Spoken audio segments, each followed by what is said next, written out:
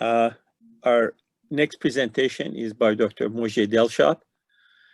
She is a research professor in the Department of Petroleum and Geosystem Engineering at the University of Texas at Austin. She has many years of work experience in modeling, multi-phase flow, and reservoir simulation of enhanced oil recovery methods and CO2 storage.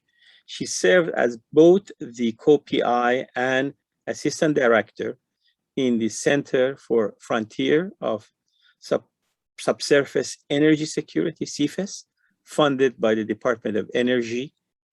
Her research activities in CCCUS have been founded by NSF, DOE, DOE, NETL. Dr. Delshad, are yours. Thank you, Kami, for the introduction.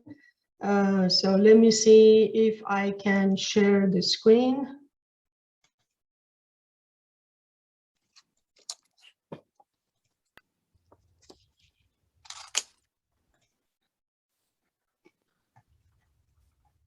Do you see the slides? Yes. Okay, so a little bit of adjustment in my title because of the time. I was not able to really do justice for both Cranfield and Frio projects, demonstrations that they were done, and the modeling work that we have done at the university. So I'm just going to focus on Cranfield, but a little bit of introduction before I get to the actual field test. So for some of you may not be familiar with this, basically our goal is to be able to model and predict the long-term security of CO2 stored in the subsurface. So I guess Dr. Lake mentioned that you cannot do modeling of all of these projects, but I'm in a position that I like to model all the reservoirs and aquifers that we have to do anything with them. And I don't like to just focus on history match, but I like to be able to predict and forecast what is going to happen, because that modeling is going to give you a lot of insights and potentially optimization, facing some of the issues that may arise during that project. So there are different ways that you can store CO2 in subsurface, in geological subsurface. One is by dissolving CO2 into the brine. And that actually is the highest way that you can store CO2 compared to the other trapping mechanisms. And dissolving CO2 into the water is going to change the properties of the brine. And in order to model this mechanism, then you need to really have a compositional model, be able to do the phase behavior and calculate the properties of the brine as a result of solubilized CO2. The other mechanism is, let me see, make sure I get my pointer. The other mechanism of trapping is the residual trapping. And I think we also seen, those of you working in oil and gas, we always talk about residual saturations of the phases, and that's due to the capillary pressure that keeps the fluids in subsurface. In order to model this process, you need to have multi-phase flow, you need to be concerned about petrophysical properties like relative permeability, capillary pressure, and hysteresis.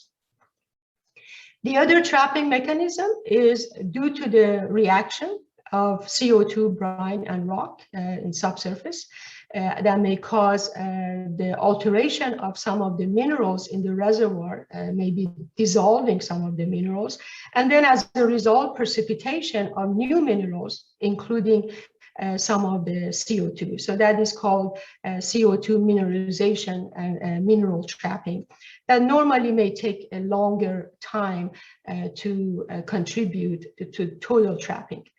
And of course, because of the reservoir structure, you also have hydrodynamic trapping, and that's where CO2 is going to migrate to the cap rock and then is going to stay there if there is no, of course, leak below the shale cap rock. There are other issues that you need to be concerned about. regarding injection of CO2, which normally is a colder fluid into the reservoir that might be very hot, may cause initiation of fractures and propagation of the fractures. In addition to, you need to look at the well and caprock integrity, any potential of fault reactivation due to the CO2 injection. So definitely you need to look into geomechanics. So I always like to be able to validate the models that we're using first on a more controlled environment, like doing experiments in the lab, before we actually try to understand what happens in the larger scale. This is an experiment, is a CO2 brine core flood that was done at Stanford by Sally Belson and Krauss. And using relatively homogeneous sandstone core is about 20 centimeter. And they were looking at the CO2 saturation, after injection, which they ended up to about 51% average gas saturation at the end of the experiment. The interesting part is they did a CT scan of the core, and here you see the variation in the porosity in this relatively homogeneous core. And at the end of the experiment, this is how the saturation of CO2 looks like. And so the red, they're higher saturation, blue, lower saturation of CO2. So we modeled this experiment with the cylindrical coordinate, very, very fine grid. And using the average permeability and porosity based on the lab data, generating geostatistical permeability and porosity, and working with different realizations of that geostatistics to be able to match this experiment. And of course, we had to include the capillary pressure that is dependent on permeability and porosity. So for every grid block that the permeability and porosity was different, we had to scale the capillary pressure. So that was a concept of J. Leverett. So eventually we were able to get very similar response in terms of the saturation distribution. So this is the histogram of the model versus the laboratory frequency of the saturation in the core. And we ended up with average saturation 50% consistent with the measurement. And this is the image, one slice in the middle of the core where they showed the image from the laboratory. And of course is not identical, but you see very similar patterns of high CO2 saturation and low values, very similar to the experiment. So we were overall pleased that we were able to model this experiment. Next is making sure that our simulation model, they have the capability to capture the physical properties that may happen during the storage of CO2 in saline aquifers. So we looked at the data in the literature, and we found some relative permeability that measured as a function of pressure from Benyon. And you see the dependency of CO2 and brine relative permeability on pressure. So the higher the pressure, the higher the relative permeability to CO2, for example. And we also looked at the solubility data of CO2 in brine as a function of pressure and temperature, and also there are some with salinity as well, but this is a very high salinity case. Definitely there is a trend. CO2 solubility increases as the pressure increases. So for deeper formation, you will have more solubility of CO2, but the temperature, the higher the temperature is, slightly lower solubility of brine.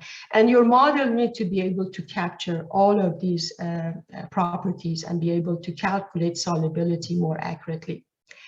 And then we looked at the interfacial tension between CO2 and brine. And also there is a relationship between interfacial tension and pressure, and of course temperature. So the higher the pressure, the lower the interfacial tension, and also some dependency on temperature. But the key is If you look at the interfacial tension values for CO2 and brine, by increasing the pressure, you may actually reduce the interfacial tension by a factor of 2 or 3. And we were concerned about if this is going to have an impact on the plume and the distribution of CO2 in the aquifer, and should we be concerned about this or not. Then we use very similar concept that we use for CO2 EOR, that the residual phases, especially for the non-wetting phase, like CO2, is actually a function of a dimensionless number that combines viscous, capillary, and gravitational forces to dictate the mobility, mobilizing or trapping of the CO2. So we use this correlation, and we were able to fit the data from Bennion that showed the residual saturation is a function of pressure, but then we made it more of a function of trapping number that dictates the capillary trapping or mobilization of CO2. Just to show you an example, and we did many of these, what is the impact? We set up this model with some heterogeneity, so that shows the permeability. Orange colors are high perm and blue is a low permeability. And we did inject CO2 in saline aquifer. In one case, we did not include the impact of interfacial tension or reduction in the CO2 residual trapping as a function of trapping number. And in another case, we did include it. And this is, again, at the end of the injection, you're looking at the CO2 plume and its propagation. And definitely, you see more spreading of the CO2 when you include the effect of interfacial tension and the trapping. So it can be significant, and that's why we decided to use this correlation in our subsequent simulations. So now I'd like to talk about Cranfield. And Cranfield test, of course, Bureau of Economic Geology, they did the field test, and Sue Hawarko was the lead on that project. This is a field in Mississippi, pretty deep, about 3,000 meters, and 80 to 100 feet thickness, relatively moderately porous and permeable. Very high temperature because how deep it is, 257 degrees Fahrenheit, and high pressure. Very saline, 150,000 ppm TDS.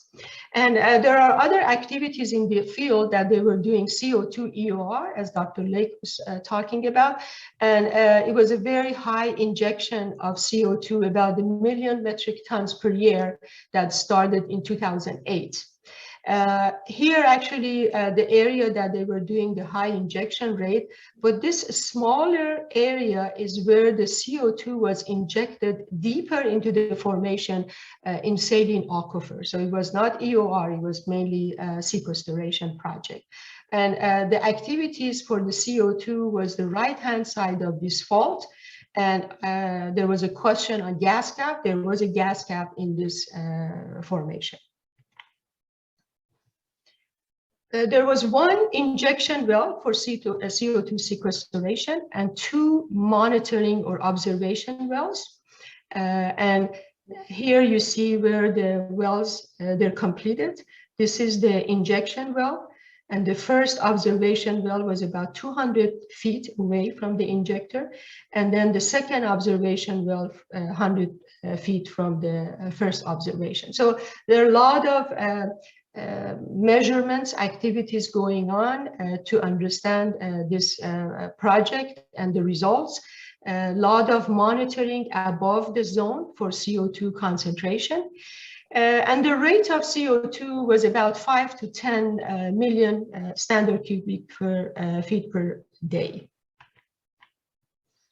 So as I mentioned, a lot of data was collected, reservoir characterization, of course, geochemical data for looking at mineralization, dynamic data such as the completion of the injection well and observation wells, injection rate, bottom hole and wellhead pressure, downhole temperature, and so on, and for the seismic data.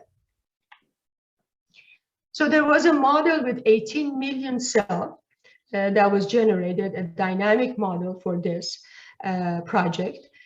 But this is where the CO2 sequestration test zone is, with the 3 wells that they were completed in the deeper layers.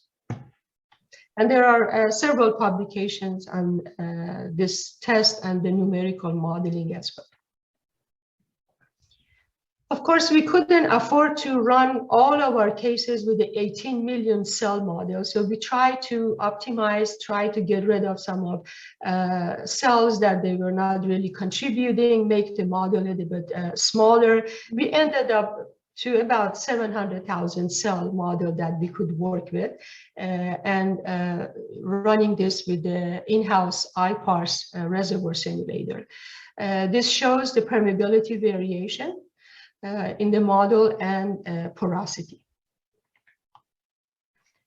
The injection rate in mass flow rate in kilogram per minute, the red, they're the actual field rates for CO2, and the blue is what was used in the numerical model. So then quickly, I'm going to show you some of the time evolutions of CO2 plume. This image is after 3 years of injection, so continuously injecting CO2 for 3 years. Again, this is the test area. These are the activities of CO2 EOR. And at the end of the injection, you see that some CO2 has already been migrated upward, but not significantly. Then after the injection, we just shut in the well and let the CO2 redistribute in the reservoir, and then look at the saturations again after 10 years of redistribution.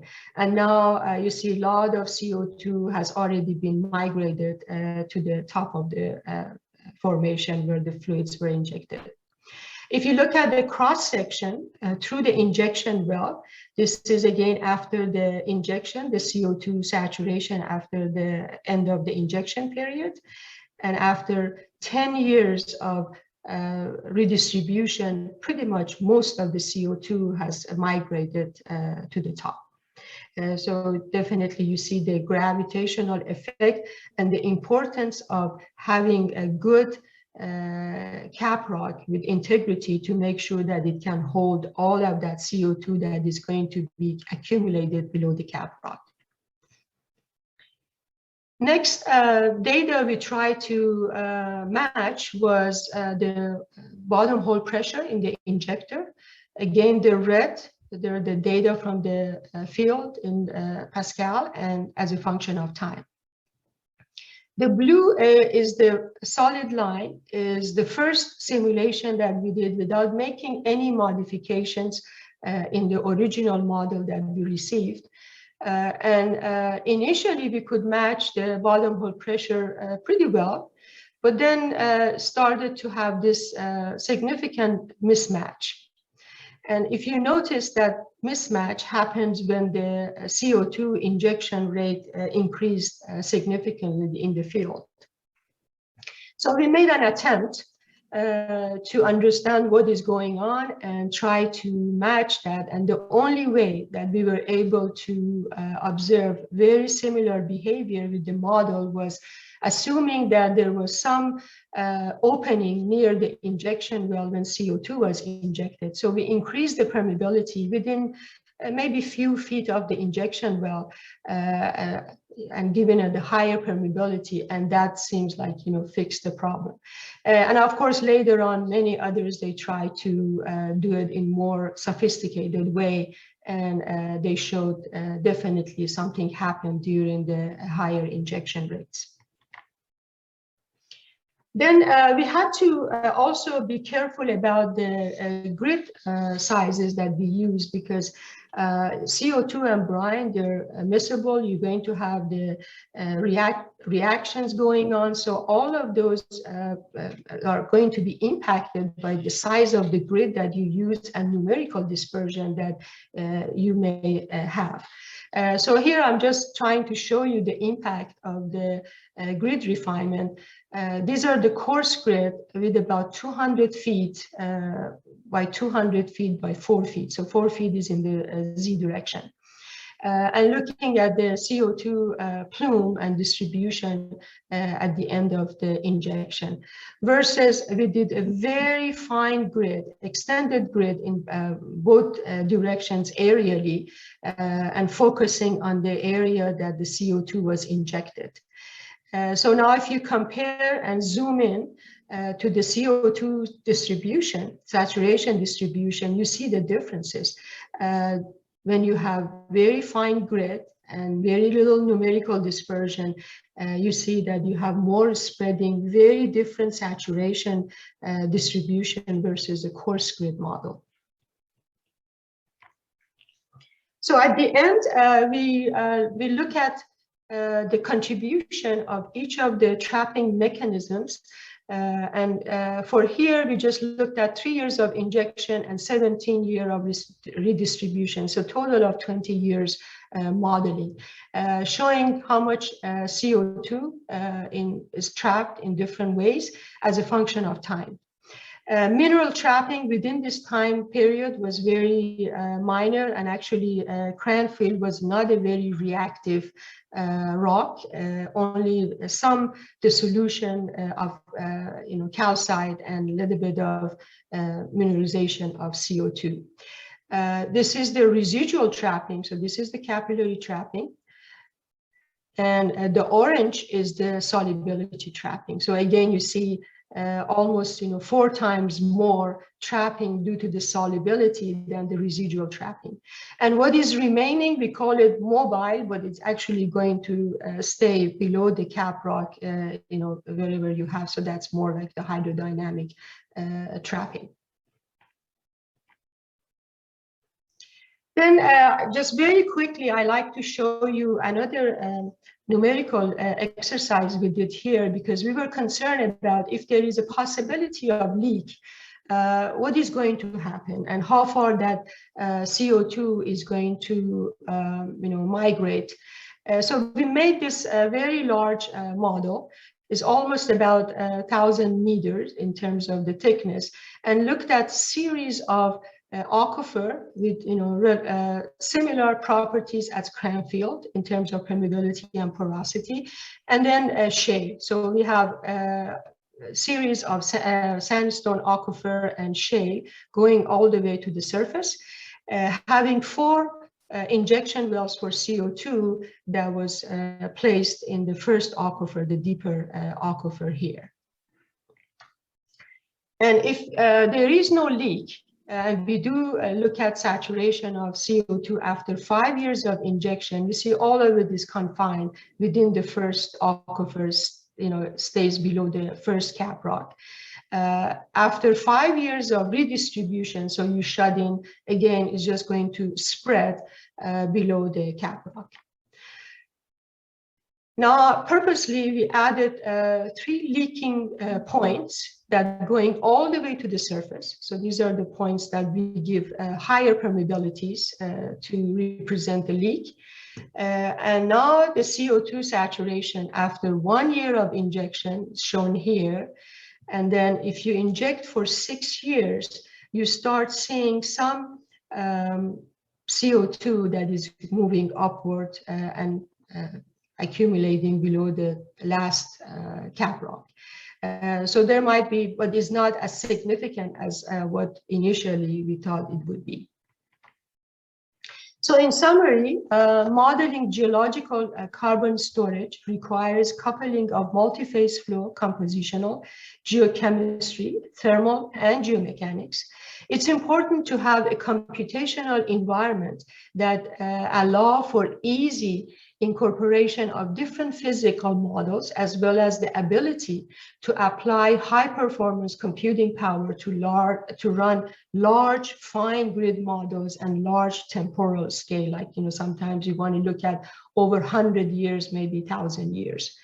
CO2 storage models, in my opinion, they're needed for both laboratory scale experiments, core flood or micro models, and large field demonstrations, like as of basin size, miles, in squared in areas. So to finish my talk, I like to acknowledge the financial support from Department of Energy. I appreciate Sue Haworka from Bureau of Economic Geology for providing the data for Cranfield, and also Professor Mary Wheeler from Odin Institute, that basically she's the developer of IPARS, and all of the simulations I showed here, their IPARS was used. Thank you, and I'll be happy to answer any question that the audience may have. Thank you very much, Dr. Delshad. We do have some questions for you. The first one says, modeling is important for an operator to estimate long-term injectivity, storage capacity, and integrity. However, what are government regulations with regard to the use of modeling at different scales to obtain project approval or tax credits?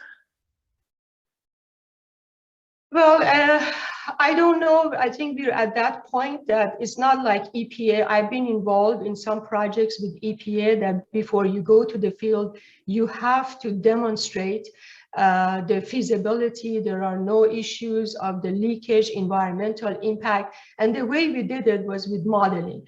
But I'm not 100% sure that's where we are today for the CO2 storage projects, that they rely on the models, especially the reason is we really don't have enough ideas about the subsurface.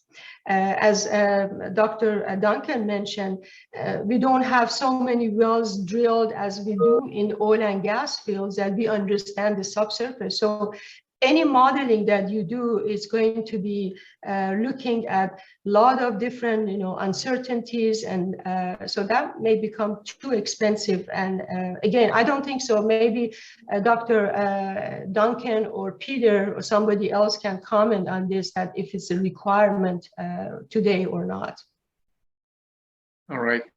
Maybe we can address that on the break. During the break, yeah, that would be good. But we have another one. Did you consider the effect of the chemical reaction during the CO2 flooding process? Whether is the chemical reaction important or not? You mean the reaction of CO2 in brine and the rock? Yes. Yes, we did. And we've done a lot of studies on that. We had some information, the laboratory data, and we also matched the response. And again, for Cranfield specifically, we saw some changes in pH and a little bit on calcium, and we were able to match those observations. And yes, we do include them. But in terms of the trapping, you need to go to much longer time periods to see the contribution of mineralization. Okay, thank you. The other one says, have there been a comparison results from CO2 EOR on oil and gas condensate reservoirs, and what is the expected average incremental recovery from each? So this is for CO2 EOR in gas condensate, or CO2 storage in gas condensate? It's not that clear, but it only mentions CO2 EOR on oil and gas condensate reservoirs. Yeah, there have been some projects of using CO2 to enhance the recovery from gas condensate reservoirs. And of course, there are some discussions that potentially some CO2 projects will be going on in gas condensate for storage purpose, for sequestration purpose as well. So yes, they have looked at gas condensate and CO2. And the recoveries, I don't exactly remember, but I can provide that information maybe later on in an email or chat. Thank you. I'm wondering, Mauricio, do you have other questions from the team's group? Yes. Actually, it's still in Zoom, but they asked, like, after considering the interfacial tension effect, is the amount of CO2 stored more or less? Is miscibility also considered in the model? Well, again, these are CO2 brine. So CO2 is going to dissolve, and that's how we, based on the phase behavior, we calculate, how much CO2 is dissolved into the brine, and that impacts also the interfacial tension between CO2 brine. Yes, we do look at that. Is not so much on the ultimate storage capacity, is more of the distribution of the saturation and the plume that it will be impacted. So you see that if you have a lower interfacial tension, then you have lower residual. So then CO2 is going to move and spread more compared to where you can actually trap it in place at the higher interfacial tension. So we were just more looking at the where the distribution is and how much is going to impact it. But I don't think so it's going to be significant in terms of the capacity. Thank you. We'll have one more question. It says, thank you for your presentation. What are the advantages of using the in-house simulator in parts in comparison to commercial simulators such as the CMG or Eclipse? Well, the reason we like to use, and we do also use the commercial reservoir simulators, CMG, Intersect, and others. The reason we like to develop our own and use our in-house codes is because we have the ability to add new physical models.